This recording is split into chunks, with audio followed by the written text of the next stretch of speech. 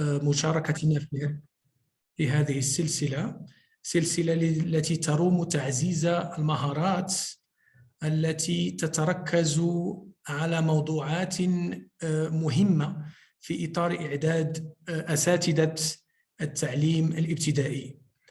كما لا يخفى عليكم فهذه السلسلة ينظمها مشروع شراكة التعليم العالي بالمغرب بتمويل من الوكالة الأمريكية للتنمية، وتشمل مجموعة من الموضوعات التي اخترتموها بنفسكم بعد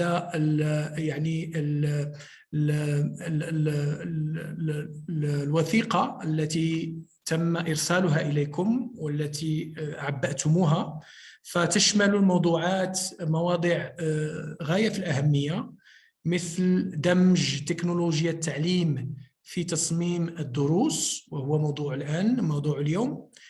كما تشمل موضوعات أخرى مثل تخطيط وتنفيذ استراتيجيات انخراط الطلاب والتلاميذ، وتصميم تعليمات للفصول المكتظة، موضوع كذلك اختاره الأساتذة الكرام والأستاذات.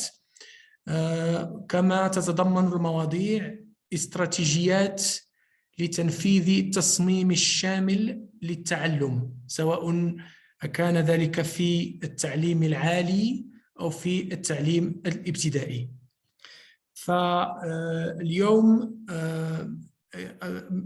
بدء سوف أتقاسم معكم. أتمنى أن تكون شاشتي مرئية بالنسبة إليكم. فاليوم كما سبق الحديث سوف نتكلم عن موضوع إدماج تكنولوجيا التعليم في تصميم المقرر الدراسي، ولدينا متدخلين من العيار الثقيل اليوم.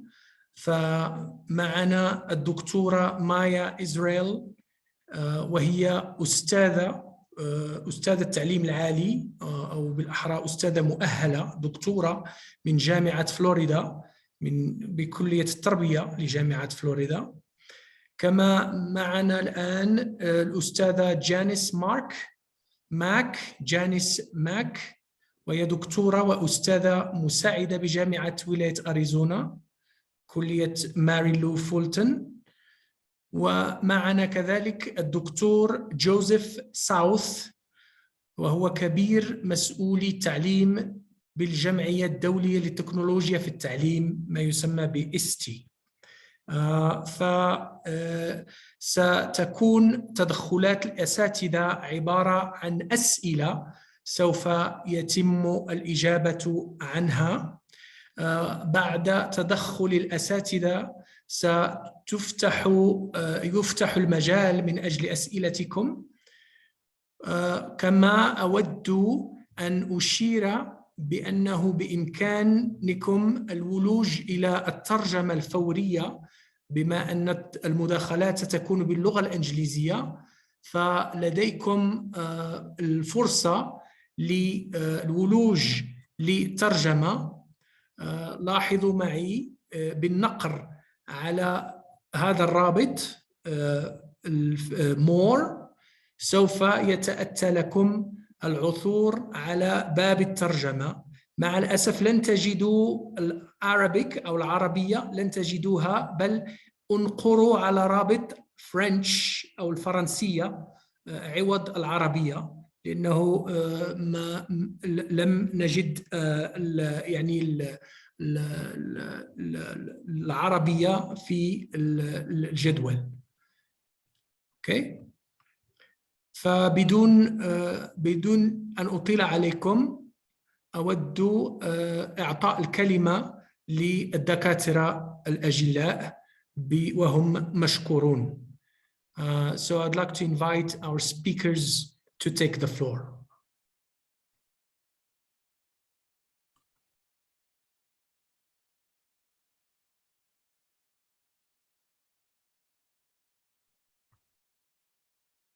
Would you like us to do introductions? I have already done the introductions in Arabic, but by all means, you can do that. Hi, everybody. It's good to be here with all of you. We're excited to answer some of the questions that are going to be posed, as well as some of yours towards the end of the session. Yeah, we're happy to be here. So I think, Samad, we can go ahead and advance to the next slide and think about the first question.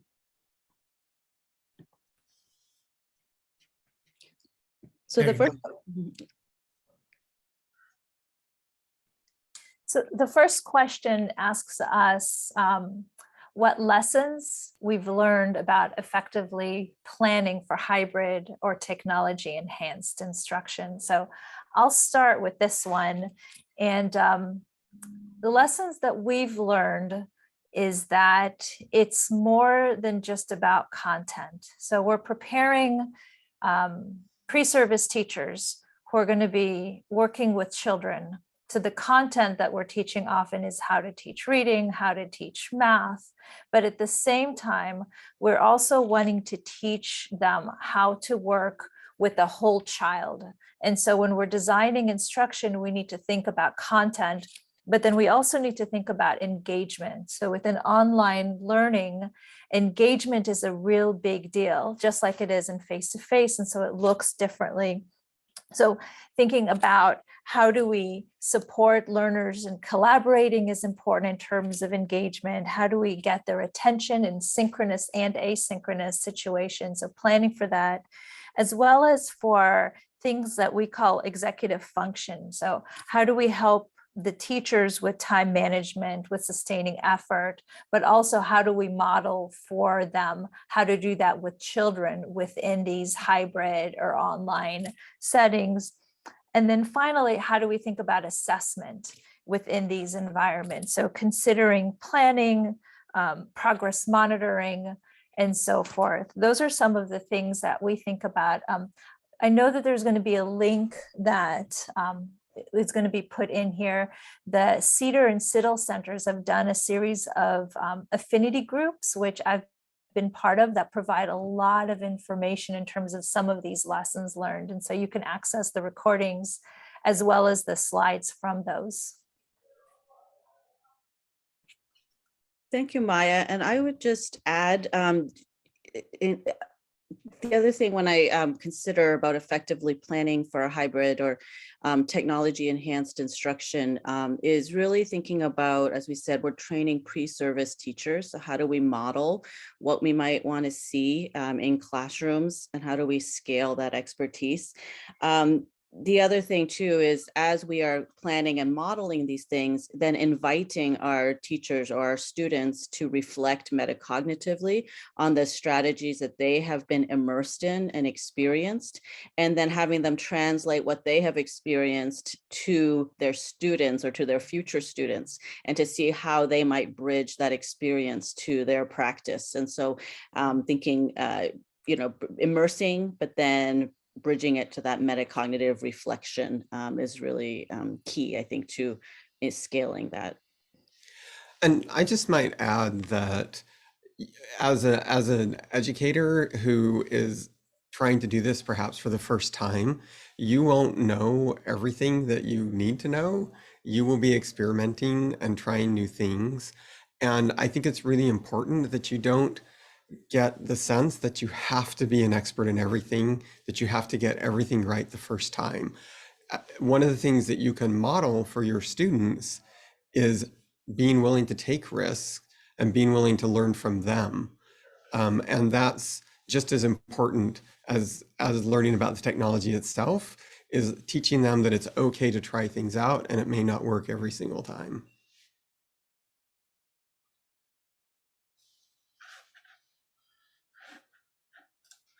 Okay, I think we can go on to the next question, Samad.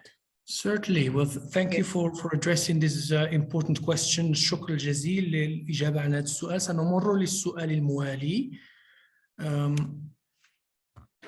Our next question is, at what point in the course design process do you consider when and how you will integrate educational technology tools ففي أي مرحلة من عملية تصميم المقرر الدراسي تنظر في كيفية وتوقيت أي متى ستقوم بدمج أدوات تكنولوجيا التعليم. So what's your input on that? So I'm happy to respond to this one. So of course you need to consider it up front, but it's really important that we don't let the technology tools drive the learning design. So the very first thing we should consider is what you always consider when you're designing a course, which is what are your learning goals? What do you want to accomplish? And that should always be first, with or without technology. Then second, you should consider how will you assess the learning? How will you assess the knowledge? And again, that is just normal course design. That's what you're used to. You do that every time you teach. And then once you have a very clear idea of your learning goals and how you want to assess the learning, then look at the technology that you have available to you and build the technology around those goals and around those assessments. Technology, we have a saying at ISTE, which is learning first, technology second. And so if you always put the learning first and bring the technology in, then you'll have better outcomes than if you start with just the tools. And it is, of course, true that you have to consider the resources you have and the constraints that you have. But one thing that I would just mention about that, we have to be careful that we don't use time in the same way we use it in the classroom. If you're spending all of your synchronous time, all of your online together time, just lecturing, then you're really not using the resource that you have of everyone being together and everyone having access to each other, and an opportunity to discuss and to problem solve. So one thing that technology can do is it can give you opportunities to take some of the lecture time and, in a flipped classroom model, bring that asynchronously to them. So the synchronous time can be used more for collaboration. Yeah, and I'll just add to that, maybe just considering the question, the course design process. I think we all are familiar with that pedagogy triangle, right? Where we have the students and then the teachers and knowledge, right? And so I think as we're designing courses, I'm always thinking about the interaction between myself and the students, right? And then how can that be reimagined or improved or augmented with technology, and without technology, remembering multiple on-ramps for different learners. How can I reimagine the connection between how my students are going to get knowledge, right? And how can I produce new content or new ways of knowing for them? And so just thinking about that pedagogical triangle as I'm designing courses, and what are all the different ways that my learners and myself and how I can interact with knowledge, and just reimagining that with or without technology, and how might it be augmented or not, and remembering learning first, tech second, technology second. So yeah. And I'll add a tiny bit to that. I think that you're hearing some themes here in terms of understanding what the goals are and understanding how to assess. I would add another piece. And once you know what the goals are, to me, it's been really helpful to think about what are some of the barriers to learning and how can the technology be used to support that. So there's so many tools out there that we could think about that will address particular barriers or misconceptions or so forth. And so sometimes if you have a learning goal and you anticipate what's going to be challenging, you can think about the technology to support that. But then at the same time, once you're thinking about those educational technology tools, they can present barriers themselves as well. And so thinking about that within this cycle is also really important. You know, that reminds me, Maya, that a lot of times we can sort of get stuck in the idea that we are the only expert available, when really there's an amazing amount of digital resources. And, students need different explanations. They need things presented different ways. And the idea that one person can provide all of that is really outdated. And so I think part of the planning we can do is look for digital resources where we can find alternative explanations, alternative descriptions, and provide students with a curated list, a variety of ways that they can learn the material that don't rely just on the teacher. Wonderful. I have a question here from Professor Gamgami, who's asking us how can we address the issue of inclusiveness in our planning of lesson planning based on technology. Any thoughts on that?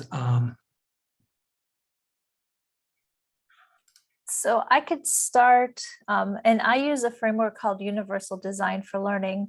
My guess is that's something that some people have some understanding of, and for some people it'll be pretty new.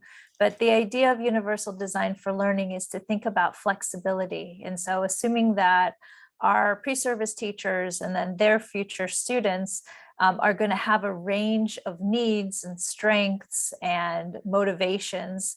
And so what the Universal Design for Learning framework does is it allows us to think about how do we present information in different ways, very similar to what Joseph, you just were talking about. And then how can we engage students in different ways and offer some choices and options. And then when we assess learning, whether, whichever environment, I mean, in particularly within online or flexible hybrid environments, can we offer options so that our students can use their strengths to demonstrate their understanding and not just, highlight things that are challenging for them. In the chat, I'm going to put a chapter around how to think about universal design for learning in online settings that may be helpful within that. Thank you for that, Maya. Now, probably if we can go to the next question about implementation of the course. And the question here is, what strategies would we use to assess the effectiveness of educational technology use? Janice? Yeah, so I can start with this one. I think one of the first strategies is I think about it from the lens of being a self-reflective practitioner. And so when I'm a self-reflective practitioner, I like to use different lenses, to kind of reflect on my practice. And so one lens that I really found a lot of value from recently is this new UNESCO report about reimagining the future of education, the new social contract. And I think that is it's not intended to be a framework or a rubric. It's really a visionary kind of statement of education and how do we reimagine our future in this world in which we're all interconnected, and how do we inspire a generation of problem solvers and collaborators and this solidarity that we are all in this together, and we share this planet and globe and world together. So that is a very inspirational vision. When it comes down to practice, UNESCO also has a number of models and rubrics and guides and frameworks that are on their website. And I think one document is going to be put into the chat, and that is like translating the UNESCO Sustainable Development Goals to the ISTE standards, which I'm going to let Joseph speak more in detail about. But I find tools like those ISTE standards, the UNESCO ICT competency frameworks, for example, all very useful lens to look at my practice and examine my practice through. And to that question about inclusiveness, am I inclusive in my practice? Am I engaging every student? Am I, ensuring that I'm using tools that really elicit active participation, and that brings me to the ICAP framework, and there's another link that I'll put in there, which allows a framework to look at the lens of 4 modes of cognitive engagement. So how effective am I in actively engaging my learners along that continuum of active engagement? So just those are some lenses that I use in order to assess the effectiveness of my educational technology use. And then of course there's the Quality Matters rubric, which allows us to really look at the elements of our course design to see how aligned they are and, engaging all learners. So those are just some tools. Yeah, I just add to that. At a very basic level, I think the first question that I ask is, am I engaging my learners in active use of technology or passive use of technology? So if they're spending most of their time just listening and reading and watching, that's a very passive use of the technology. But if they're using that time to create and to solve problems and to engage, that's a very active use of that technology. And as Janice mentioned, we have something that ISTE provides, which is the ISTE standards for students. And I just put a link in the chat to a translation of them in Arabic. And these outline really effective practices and ways of thinking about how to engage students in active ways with technology. And so it helps an educator reflect on, am I designing my instruction in a way that empowers the learner to set their own goals? Am I doing this in a way that allows the learner to construct their own knowledge or to become a designer?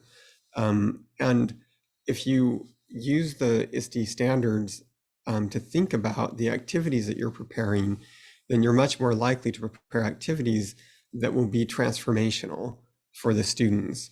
One of the mistakes that we make is we tend to copy and paste what we do in a face-to-face classroom online and ignore all the wonderful new opportunities that online learning gives us.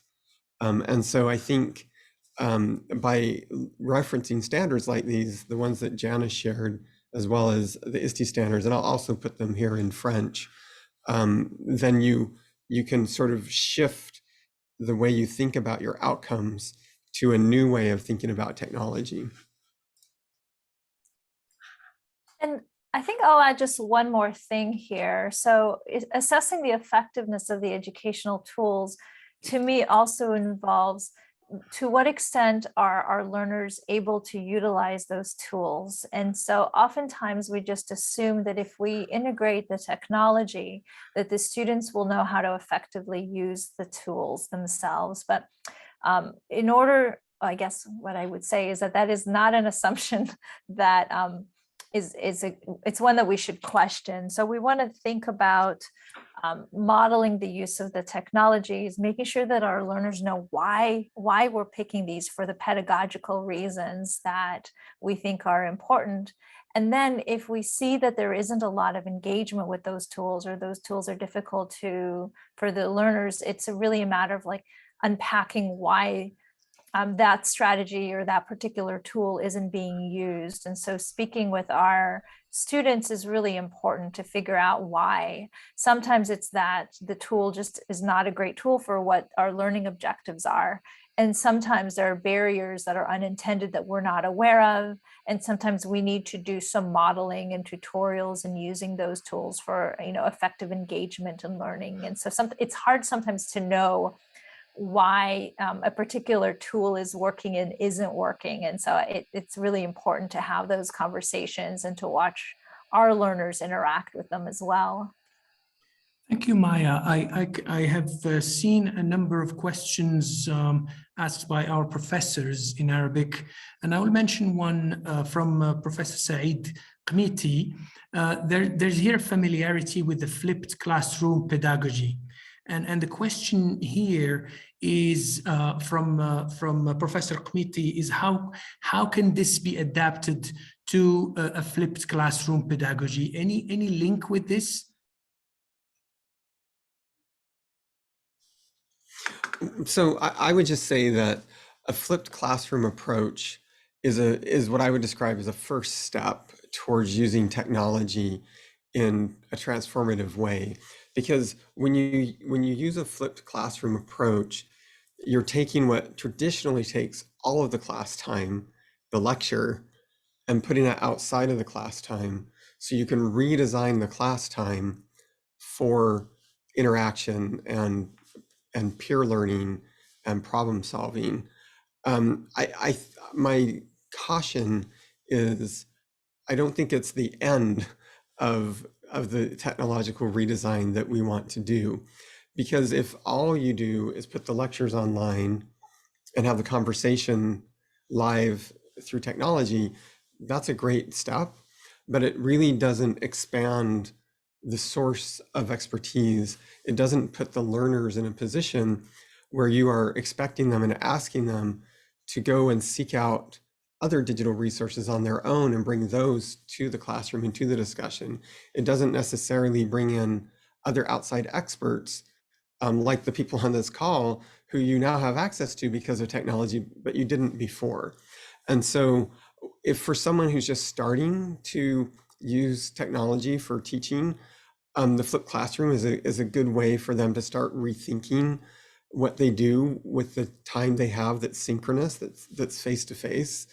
But I think they'll want to think beyond that eventually to more expansive ways to use the technology. Another corollary question asked by Professor Znieber, and I think we discussed it in our preparatory discussions, and he says, how can we actually manage integration of technology in a context where students don't have little access to technological tools? Can we address this? We talked about it. We talked about use of mobile phones or other low-tech solutions. Maybe Maya, I think we discussed it, or Janice. Sure. So I can kind of talk about the unplugged piece, and then Janice, I don't know if you want to get the mobile phone piece of it. But I do think this is a problem, and it's a problem in the United States too. We work with a lot of schools that are in rural settings where the internet access isn't very stable. There's not a lot of access to technologies and tools. And what we often try to think about, and I do a lot of work around computer science education, which inherently involves computers, but especially at the primary grades, there are a lot of activities that we can have that we call unplugged activities, which is teaching computational concepts with very low tech or no tech solutions. So for example, one of the concepts of computational thinking and computer science that we want to talk about is the idea of a loop or a repetition, right? So oftentimes we play games with the students, like take one step, take one step, take one step. So that is a very inefficient way to give a direction versus repeat 3 times, take one step. And so there are these activities that we can have that provide content that is that then can be applied within a computer-based environment. And then we can move towards low-tech examples of using some of those concepts, knowing that, you know, the goal is to be able to obviously use the technology, whether it's the mobile phones that the students have, but we don't necessarily always have to jump to the technology. And kind of the main theme that we're hearing here is like, what is the learning objective? What is the goal? And can we sometimes achieve those with no or limited technology? But it is good to know that the mobile phones are more accessible there. So Janice, I think I'm going to move to you for some of that answer as well. Sure, and as Maya referenced, it's a issue that we have to consider where everywhere in the world is that issue of accessibility and the digital revolution that we're in, and to ensure equal opportunities. So I would just say that the mobile phone, that power of computing in that device is incredible. And you know, just as an example, Maya gave one from computer science, and I'll give one from science education.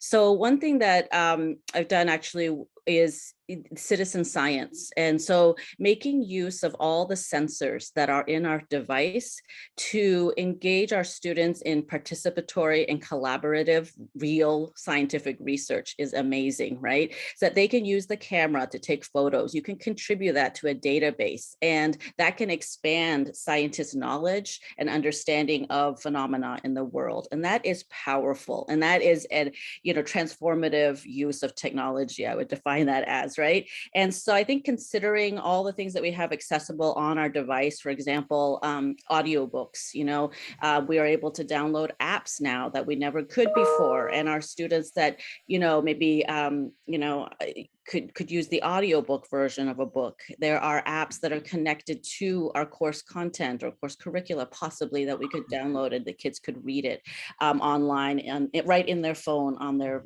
pocket. So I think more and more of that is becoming a possibility. Creating videos, uploading videos, sharing them. I think that possibility to create with technology, even with what's in our pocket, is incredible and very exciting. So And I might just add to that, Janice. I think as an educator, we need to rethink our role of being an expert to being a curator of digital content.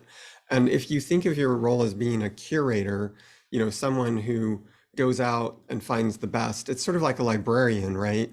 A librarian doesn't have to know every answer to every question themselves, but they know how to find it and they bring those resources together.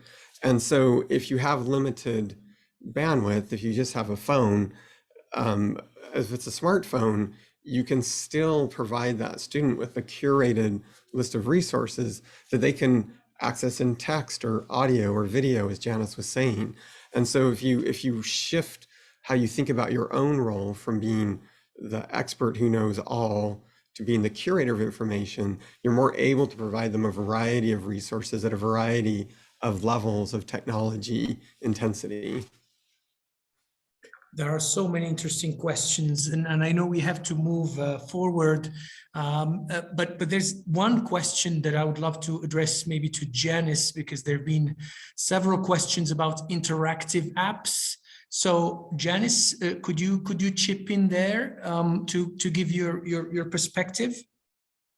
Expand on it, probably. Yeah, so I'm happy to maybe follow up with a hyperdoc or document with more links, but I'm very simple. I'm a fan of keeping it very simple and leveraging tools that are going to again focus on those learning goals. And so I think about them sort of in buckets, so to speak. So what are some great high leverage tools that I can use for creating content, right? And then the next level is like, what are some high leverage tools that, again, that my users have access to that would be great for sharing content? And then, so I just kind of think it in terms of those things. And then a third one is, how do I use tools to assess, students? And so thinking in terms of those things and those categories and what might be some high leverage strategies. So a recent one that I really love and I use a lot is Jamboard, and that's very simple and it's part of the Google suite of apps. I love that one. It's like virtual sticky notes, and that's been a game changer in terms of live active engagement with students in the classroom. So they just drag sticky notes, and I ask a question, they can post sticky notes, but they can also put images. So that's just an example of a very simple tool. There's other ones that exist that do the same thing, but I'm just thinking in terms of the purpose of the activity and the tools that might go along with it and providing that match. So thank you, Janice. I'll jump right into the next question, if you don't mind. And the next question is, what are some characteristics of well-designed course with technology integration, which we have already touched upon? So I think we have already touched upon it, but when we talked about universal design for learning, with one of the questions about making sure that content is accessible to everyone, but to me, that is the place that I start. I think, what are the goals? What might be some barriers? How might I think about universal design for learning and the three principles around engagement and representing information and assessing information or assessing learner can be applied there. And then the other piece that we've heard along the way is making sure that the student is at the center, right? So who are we teaching? Making sure that the content is relevant and meaningful and can be applied by the learner. That is a main characteristic. Something that I don't think we've talked about yet so much is leveraging whatever learning management system. So the characteristics of really well designed courses with technology make use of the features within the tools. And so whether you're using Moodle or some other course management system, these have amazing resources with them. For example, you can help organize your content in a way that helps the learner know how to pace both what's happening with their independent learning, as well as if you're in a blended environment or a flipped environment, what's happening in that face-to-face environment. You can have some options for formative assessment and checking for understanding that, Janice just spoke about. The idea of mastery-oriented feedback and some of the tools that both are within Moodle and other systems, as well as thinking about the technologies and the apps that Janice just mentioned too, to provide ongoing feedback. That is another characteristic of a well-designed course. Yeah, I think that's a place to to punt to one of the other panelists. Wonderful. Anything to add, Joseph? I think she covered it really well. I did see a question where someone was saying, how do we compete with these incredibly well-designed, entertainment options that students have? And what I would say is you'll never compete with something that someone spent millions and millions of dollars on if all you're trying to do is make something just as beautiful. However, if you make something engaging, something where the students are able to create and share what they make, then you will easily compete with the flashy, beautiful apps that are out there. Because when somebody has the opportunity to create something themselves and to share it, they get very, very invested in it. And so, rather than worrying that my course doesn't look as great as, Fortnite, or I don't know what the kids are into in Morocco, but, say, how do I make this so that they have a chance to create something and share it? And you will just see such an incredible investment on the part of the students when they can do that. Yeah, I love that. And right now we have 3 sections of the elementary educational technology course running this spring. And one of the activities that we're having all of the elementary ed pre-service teachers do is something called Genius Hour. And essentially what they're doing is that they're asking a question that is important to them around use of technology or integrating technology into instruction.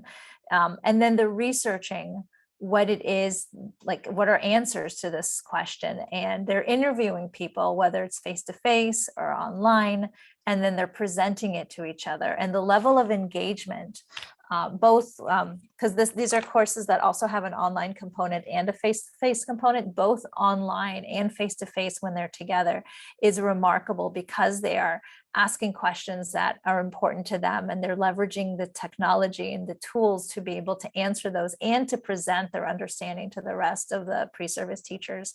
And then we think about how can they take what they're learning as pre-service teachers and apply that when they're working with children. Can children also do this? And what would it take for children to be able to have a, quote unquote, like Genius Hour activity where they can explore areas that are interesting to them as well?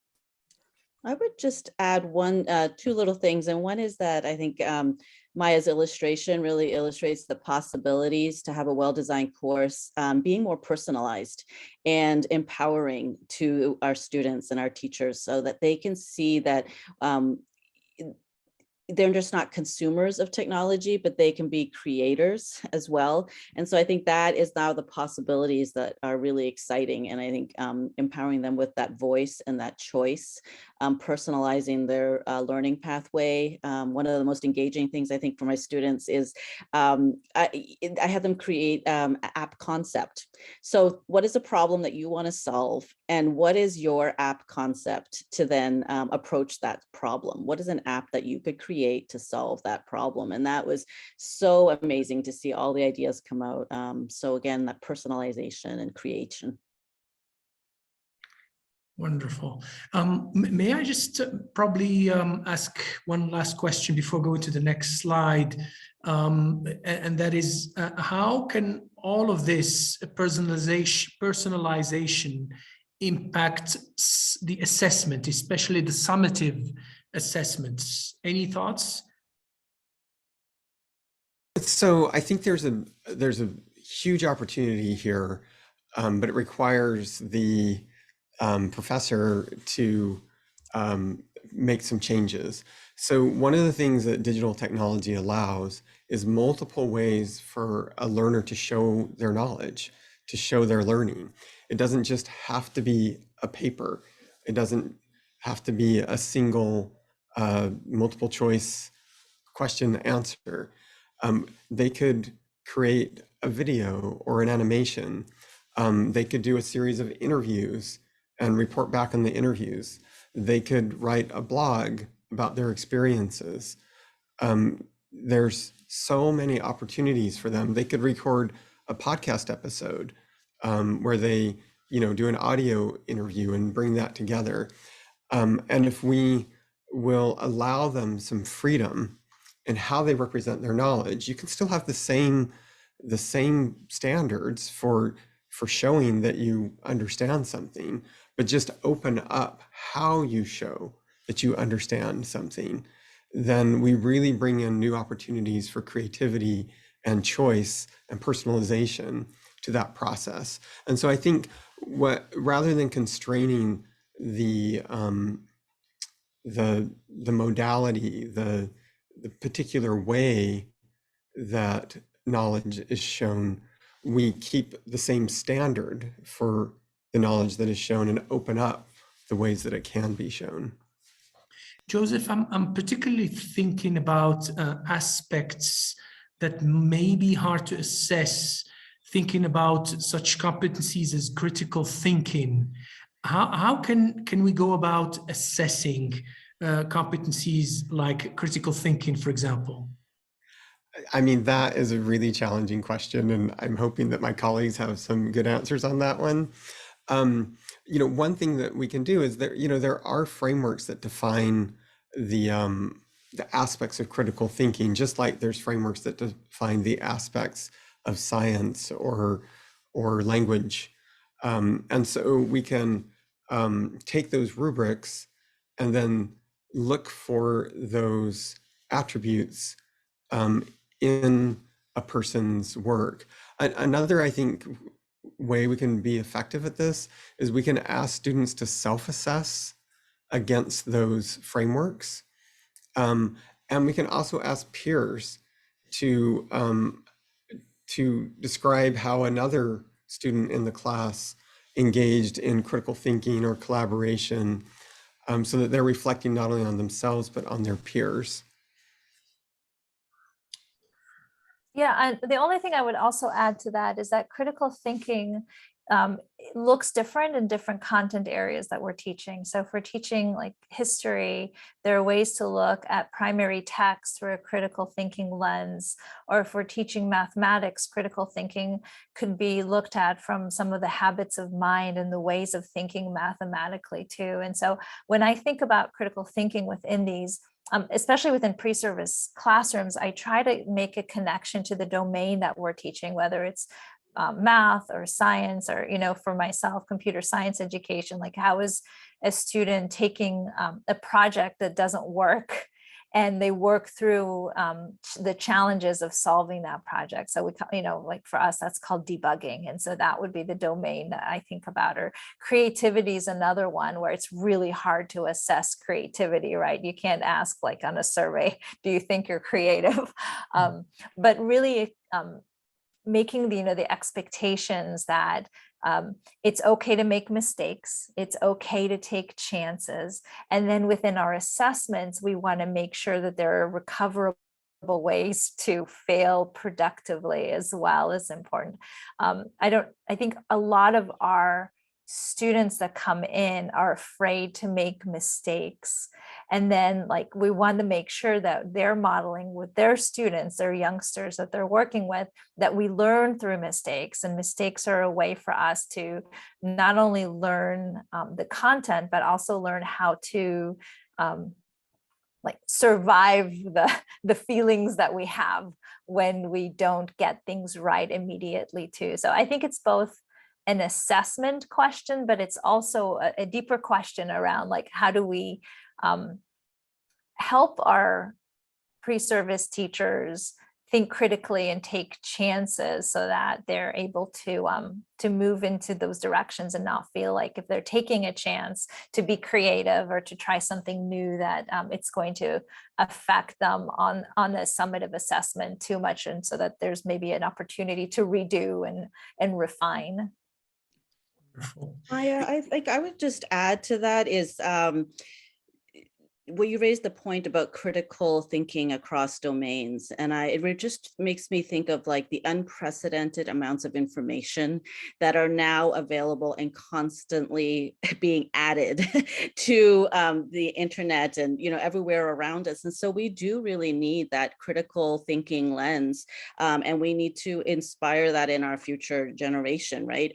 That scientific literacy, the data literacy. How do we even look at the critical, there's a thing called critical digital literacy. How do we recognize the motivations of actors in the digital spaces, and how do we see ourselves as a part of that larger digital ecosystem, and understanding that technology is not neutral, right? And how do we teach data literacy within that critical thinking lens? And so there's such an important question. And then how do we get at it within assessments? Well, we can take Maya's example of Genius Hour, right? I would say that is critical thinking at a certain level, because they are not only, teachers are not only reading, they are then synthesizing, they are comparing sources, they are coming up with their own innovation or solution to a problem that they've identified, and then you've got creativity integrated as well. So I think there's a lot of facets to this one question that can be unwrapped, but those are some of the things that come to mind. Thank you, Janice. One of the difficult questions, and I think we're getting here to the difficult questions, really, to the interesting ones, probably. There have been reactions here in Arabic about the discussion on values and value systems. Albeit the question comes from an anonymous attendee, but the question says, how can we make sure that the integration of technology builds on a value system, and how do we assess that as well? I know it's another tough one, but it's interesting how many questions are around this idea of values. So this is so important, and I'm not at all surprised that there's a lot of questions around it. So an area that ISTE is working hard in is what we call digital citizenship. And really, it's looking deeply at the values that we bring to the digital world and asking deep questions about, how do we engage one another in a digital environment? How do we create an environment that's inclusive online? How do we have a civil discourse when we disagree? How do we protect each other online? All these questions are value questions, and they come down to recognizing that we are humans, and we always have been. We will always have conflict. We'll always have disagreements. We'll always have incomplete information. But the way we engage with each other online will ultimately define how we thrive or survive as a civilization. And so you have to ask the value questions.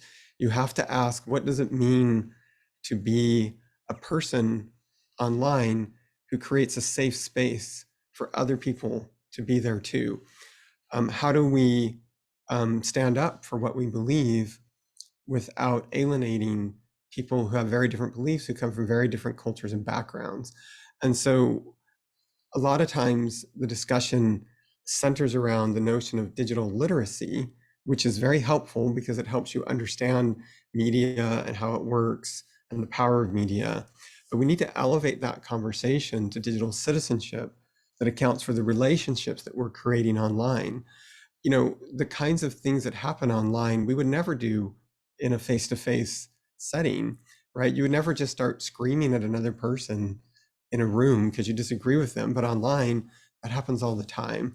And so I think it's really important to help our students think of themselves as citizens with a responsibility to other people online. It's not just an anonymous sea of usernames, but there's actually actual people there, and teach them how to build those relationships. I'll just add in, this might be jumping ahead to, you know, what I was going to say in a future question, but I think it fits here, to Joseph's point, it's understanding that interconnectedness and that interdependence, and that, you know, everything that we do, learning takes place in and with the world, and that our actions affect other people and other people's actions affect us. And so I just wanted to share, ASU's done some work around principled innovation, and it talks really about how character adds that purpose to innovation, where human flourishing is the goal. And I really appreciate that language, that human flourishing is our goal, and that should be our benchmark for what we do and how we interact in this world. Does it help humanity flourish? And so I think that's that link is in the chat. So I'll just.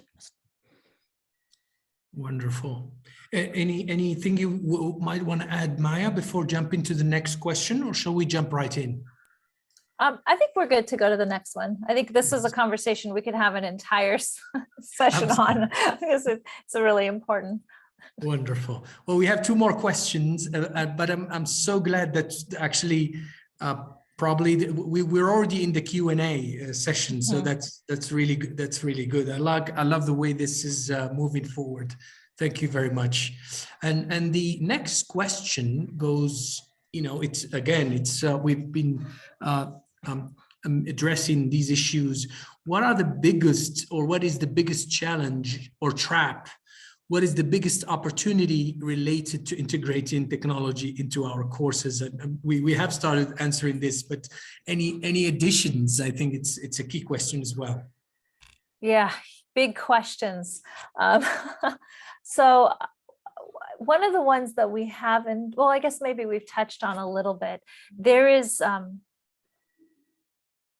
oftentimes this push to invest in technology first, without thinking about what the technology is going to be used for and for who. And so one of the biggest traps that I see happening is this initial investment. There's, you know, some funding from some source, and you need to spend the money, and you invest in technology. But then that technology either doesn't work well with the users that you need, or if you think about broadband, for example, or the teachers that are using the technology, it's not relevant for them. And so the quick spend before really thinking about what the technology is used for and for why is something that we've seen a lot. And then we've seen technology literally sitting in closets because it's been bought and then not been used very well.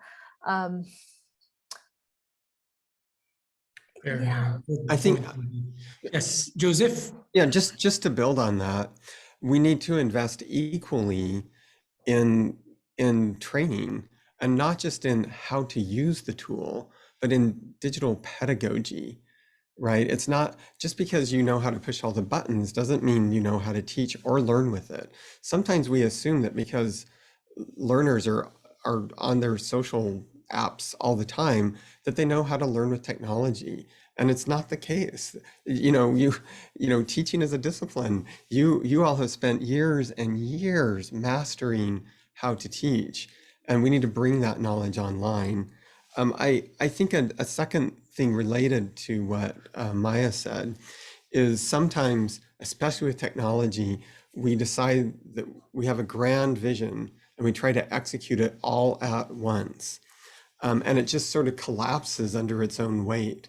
And what I really recommend instead is that we get in a mindset of prototyping, where you try small things and see how they work and learn from them, and then adjust them and try again and see how it works and learn from them and adjust them and try again and build up that experience in small steps over time, and then start to go bigger. And if you do that, one, you'll get a lot more buy-in from the people who you need to get on board, because they've had some experience along the way. And two, you'll avoid making a big bet, a big investment that's in the wrong direction. And so starting small and then growing can be a very effective approach. Can I just interject very quickly, because I think we have a really good question from Professor Taya Abdullah from Sermeth McNess. And let me just translate his question. And he says that integration of education technology is not a goal in itself, but a tool to help plan, manage, and assess efficiently the learning. And his question is, to what extent the use of technology helps us, or what is the importance of technology in analyzing class practices and in it helping us surmount the difficulties that face the teacher inside the class?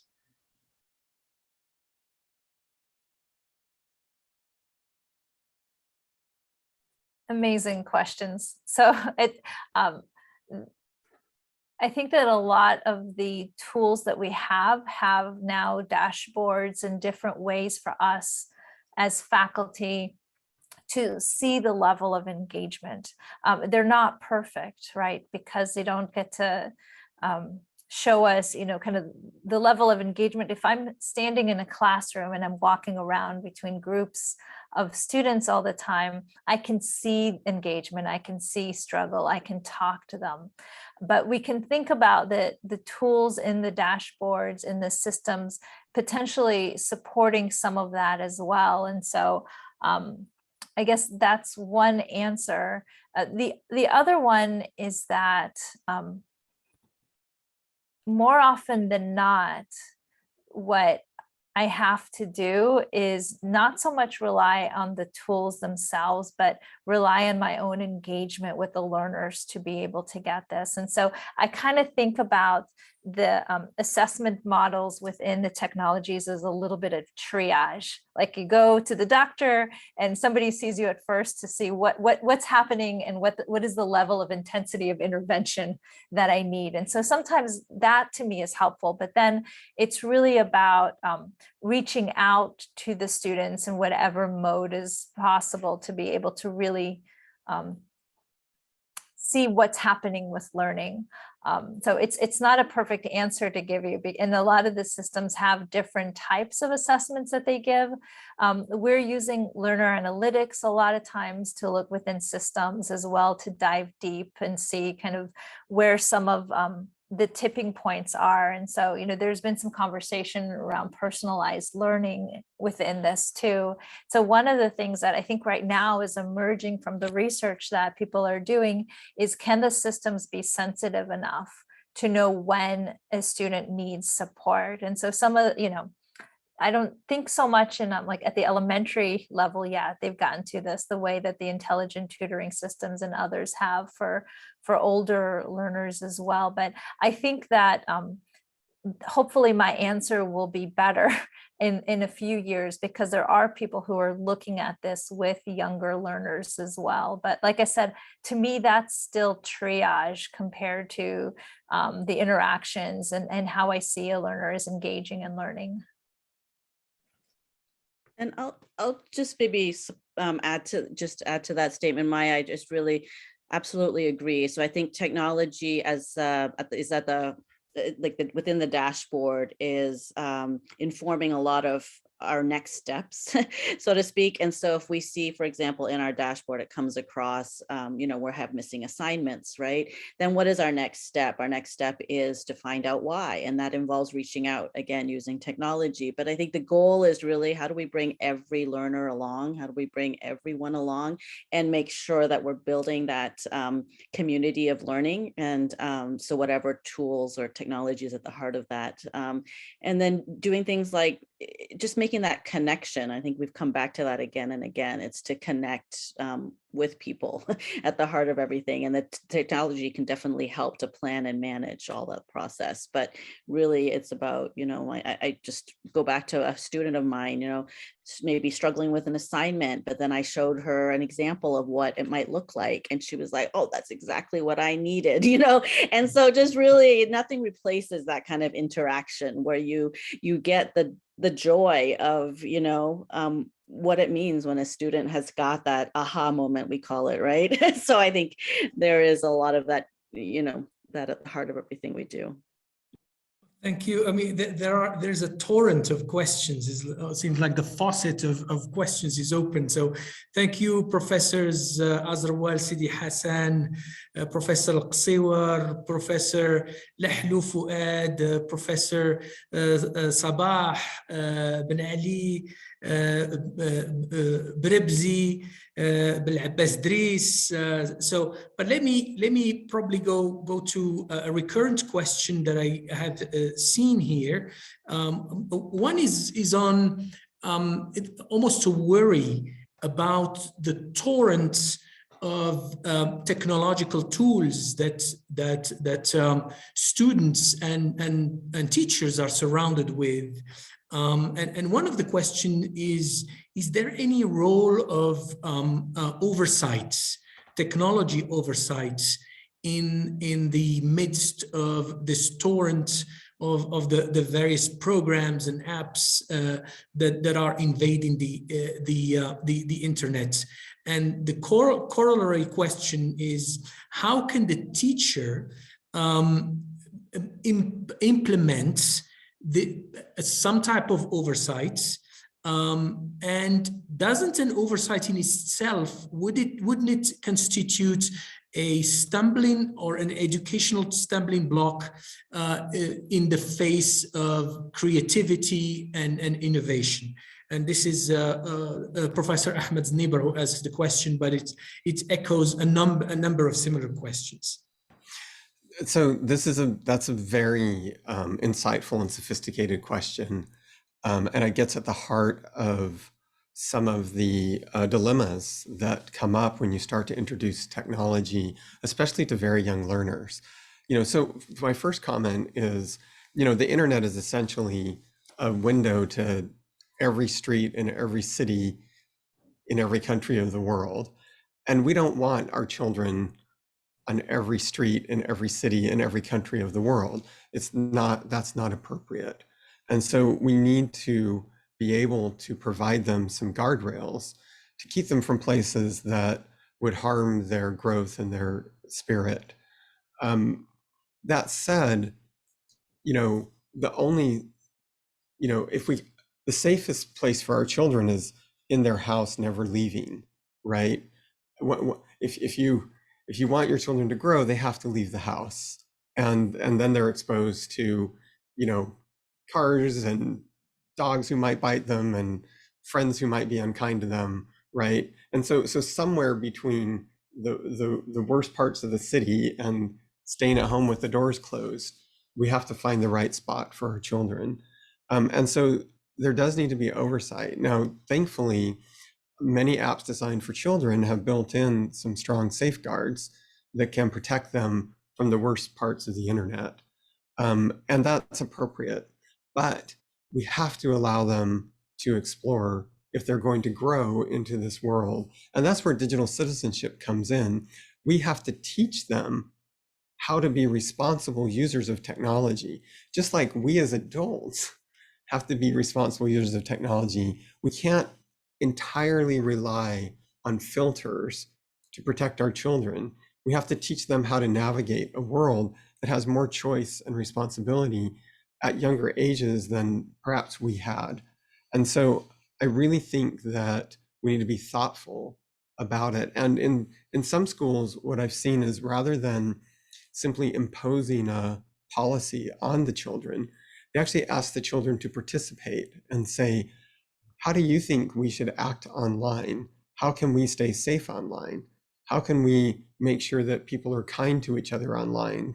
What rules do we want to follow to keep ourselves safe and help others feel included? And draw them into that process so that they're actually creating a community themselves that can self-govern. I love the analogy that you made there, Joseph, and it just speaks so profoundly to the question. Again, many more questions, and let me just probably highlight this one, and then we can move to the next question. And the question comes from Professor Abu Saeed, and he's asking, is there a way to evaluate a digital resource before using it? What do you recommend to evaluate available digital resources before implementing them?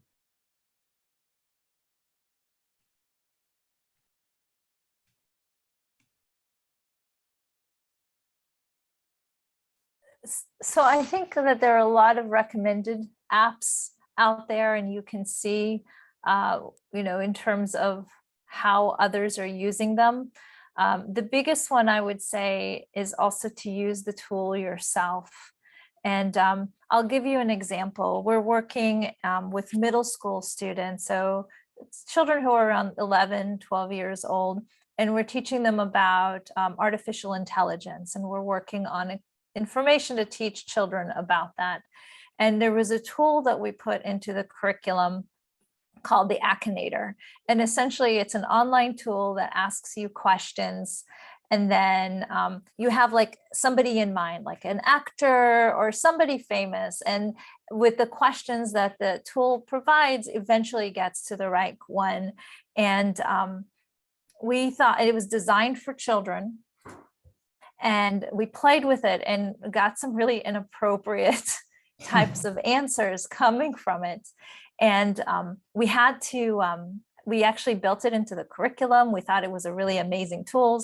And then as the teachers, we started playing with it. And all of a sudden we're like, oh my Lord, this is like a great idea, but it's artificial intelligence. It can actually result in some answers that are inappropriate. And even though it had really good reviews and a lot of people have used it, our own exploration of the tools showed it that it was not an appropriate tool to use with that age learner. With high school learners, this could be a really good conversation about, okay, let's talk about how technology is designed, and is this designed for children, and what kind of safeguards should be included to make it appropriate for children. But with young children, and we're talking about, within this group, we're preparing elementary teachers. And for this too, we're still talking about 11, 12-year-olds. It was not an appropriate tool. And so we really needed to just play with the technology ourselves. But oftentimes, the tech is built and designed for young learners. And so we can be pretty confident in looking at it, but I still would want to have my own experience with it before including it in any of my teacher preparation programs or putting technology in front of children. Great tips right there, Maya. Thank you so much. If there are no additions here, I'll probably jump to the next question. Is that okay?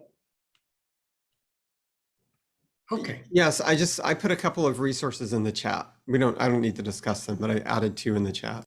Wonderful. Yeah, I just saw them. Thank you very much, Joseph, Maya, Janice. Let's now jump right into our third and last question. And it says, in relation to technology, what keeps you up at night and what gets you up in the morning? So yeah, I think another great question. So the floor is yours at no particular order.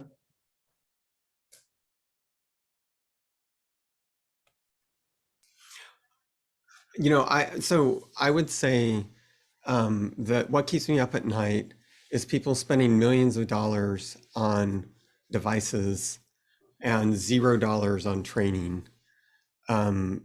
It happens all over the world, and it's so counterproductive.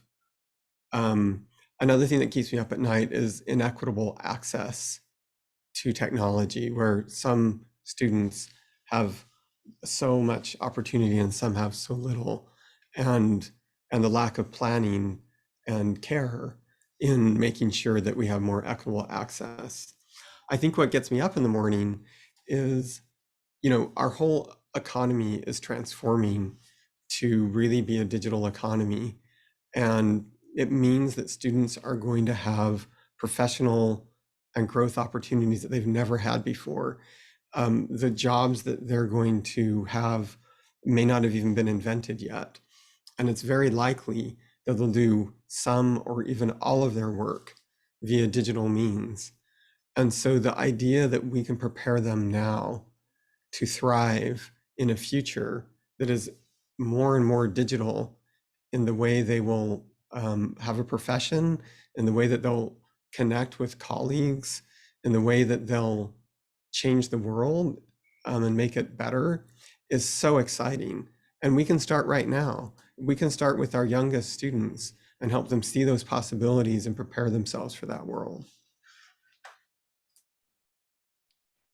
I think I'll just add to that, and just to Joseph's point, I think one of the things that does keep me up at night is thinking in terms of technology adoption, integration, however, as a three-legged stool, and emphasizing just the purchasing of devices without paying adequate attention to training and effective implementation, at the same time neglecting broadband access and accessibility. Any one of those three, if they are out of balance, it's going to impact severely the ability for everybody to participate in these efforts. I think just ensuring that we move forward always with intentionality and a balanced approach, so that we do not leave people out of this, what we are moving forward with. I think the other thing is, the other thing that keeps me up at night is some of the things that we've talked about, is that how do we integrate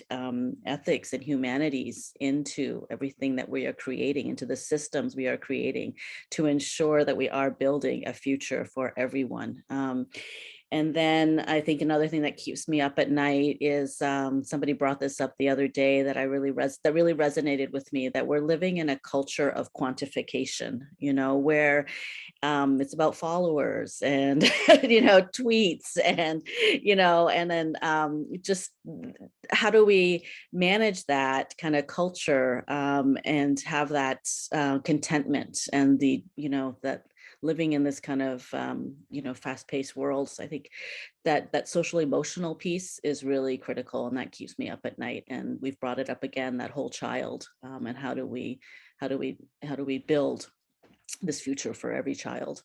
Yeah, so I think simultaneously what keeps me up at night is what gets me up in the morning. I'll just end there. That's a nice one.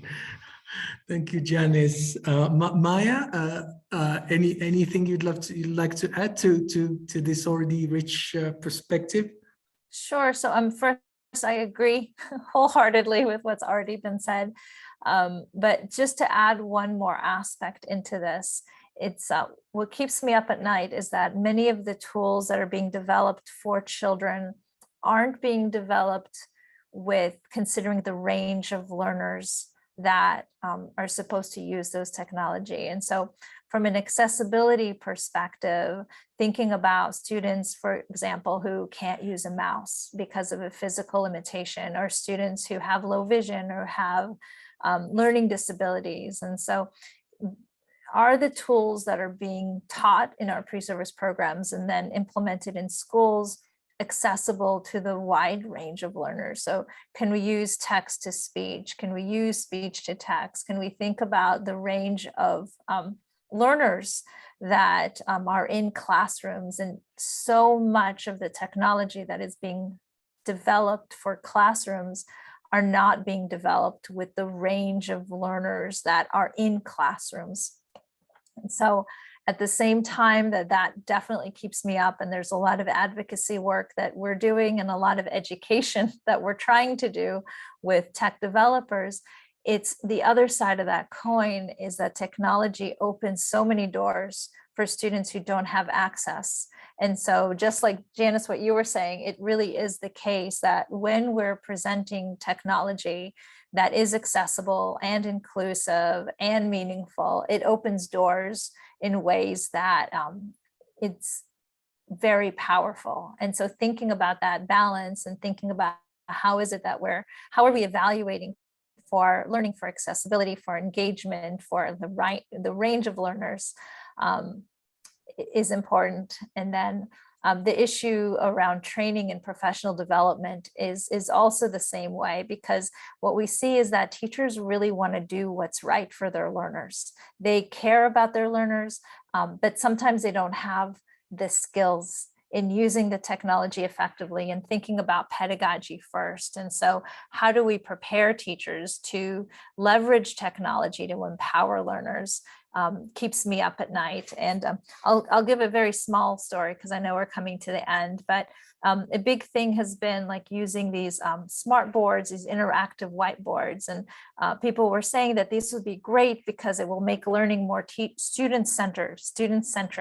And then what we ended up seeing is that teachers were using these boards as presentation devices. And then activities that used to be much more student-centered became very teacher-centered because the technology was being used in a way that wasn't as intended. And so we've had to do a whole lot of education of how to use the technology to make sure that the student is at the center as well. So yeah, keeps me up at night and gets me up in the morning.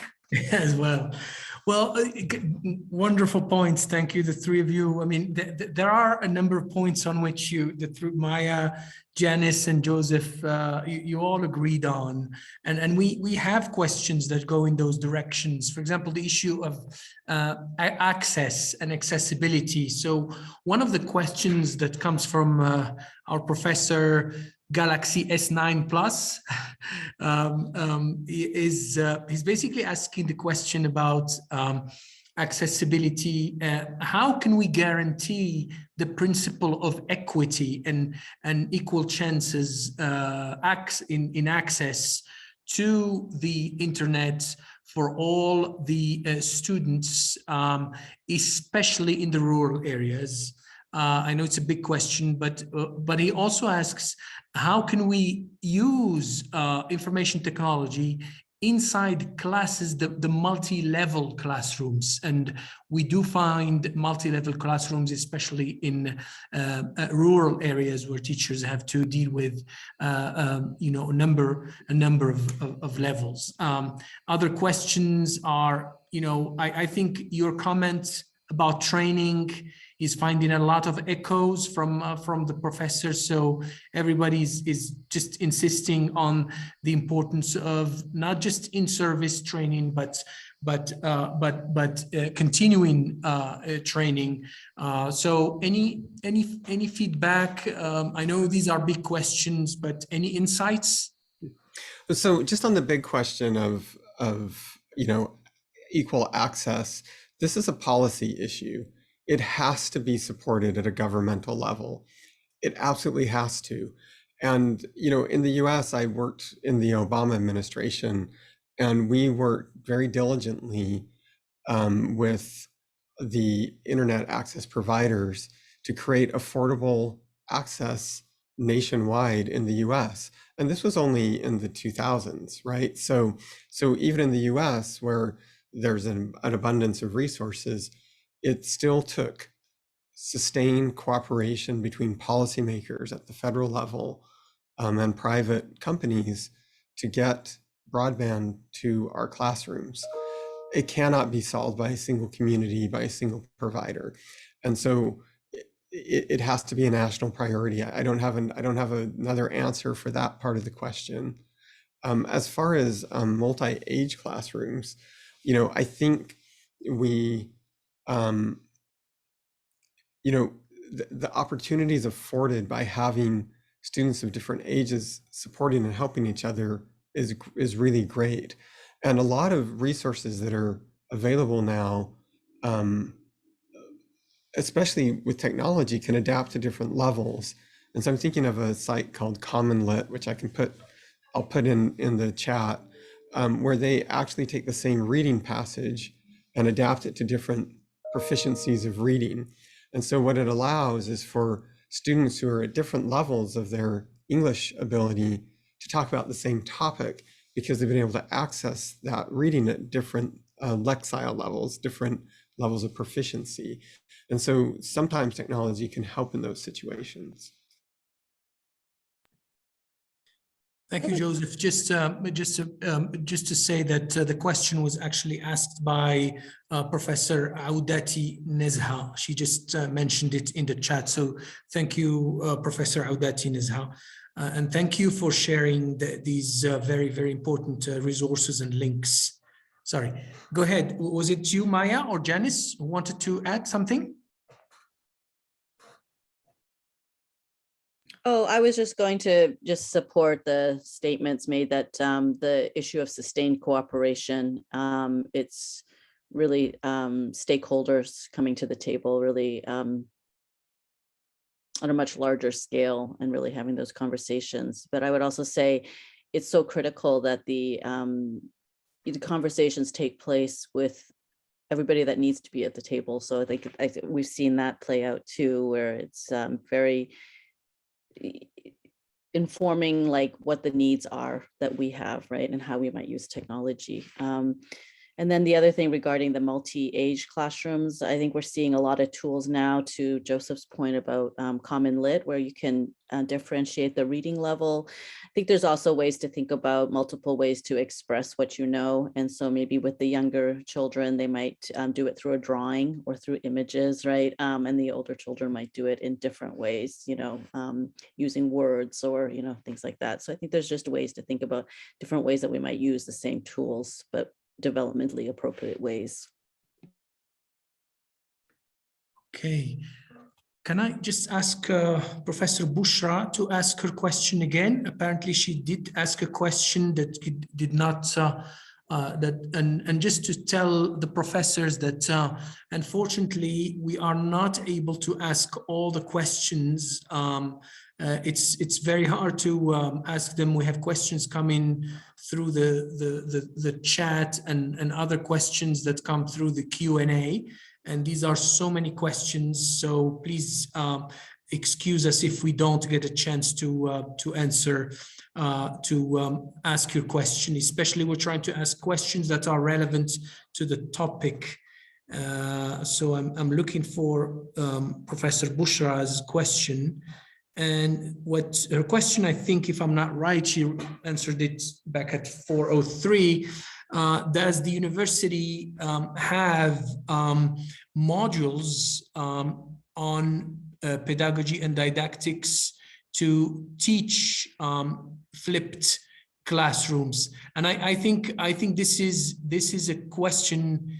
I think the professor refers to to ASU as the university or other universities. So in other words, I think the question is, are there any resources on pedagogy and didactics to teach flipped classrooms that can be shared with the professors?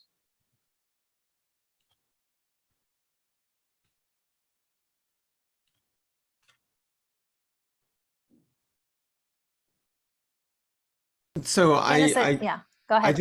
I just put a link to some resources at ISTE that we have that talk about flipped learning. ISTE also has a couple of books on flipped learning that I can also include here. Thank you for that, Joseph. And sorry, Professor Bushra. I also put in a link to the Center for Innovation, Design, and Digital Learning at the University of Kansas that has some really good resources on digital learning. It's a center more focused on teacher preparation related to supporting students with disabilities, but it also has some really good resources around teacher preparation and online and kind of the range of digital learning.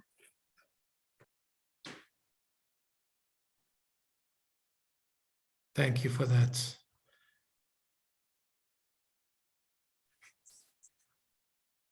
I think we're getting close to the end, and so I don't know if there are any closing remarks or any burning questions that our professors would like to ask.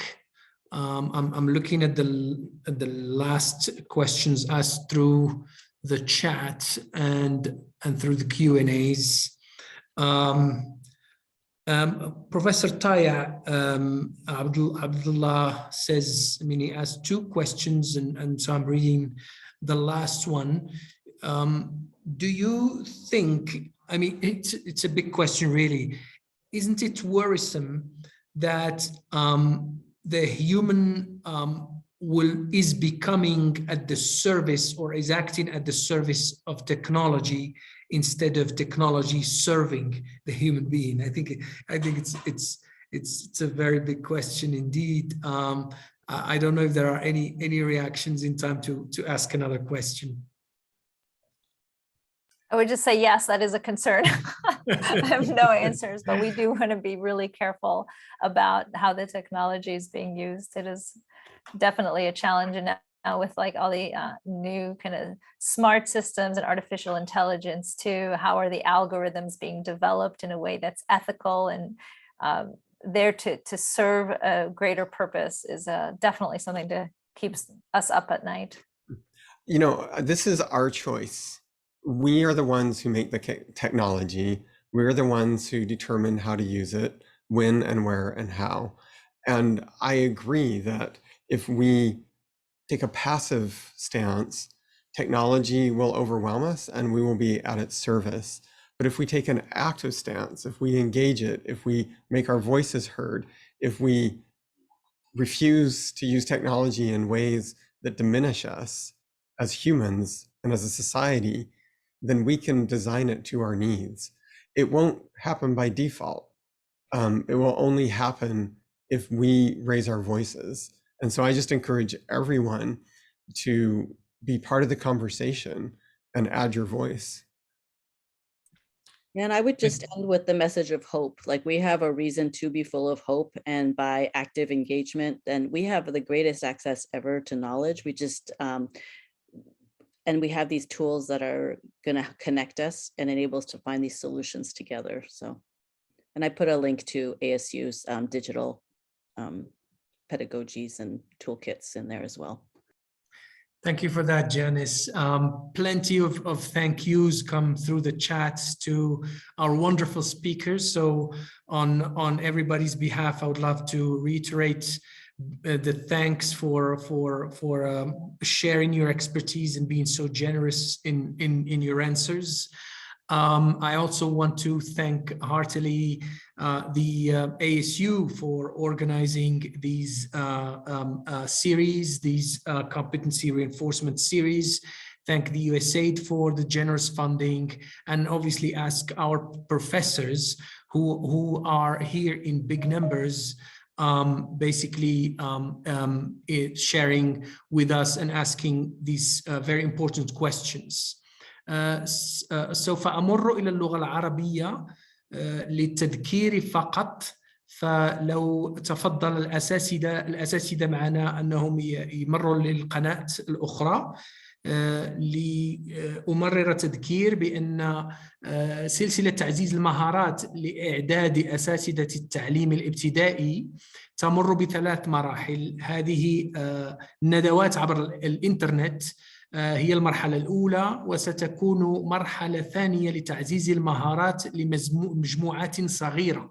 فسوف نمر لإخباركم من أجل تسجيل في قوائم لقيادة جماعات الممارسات حول المواضيع المختلفة.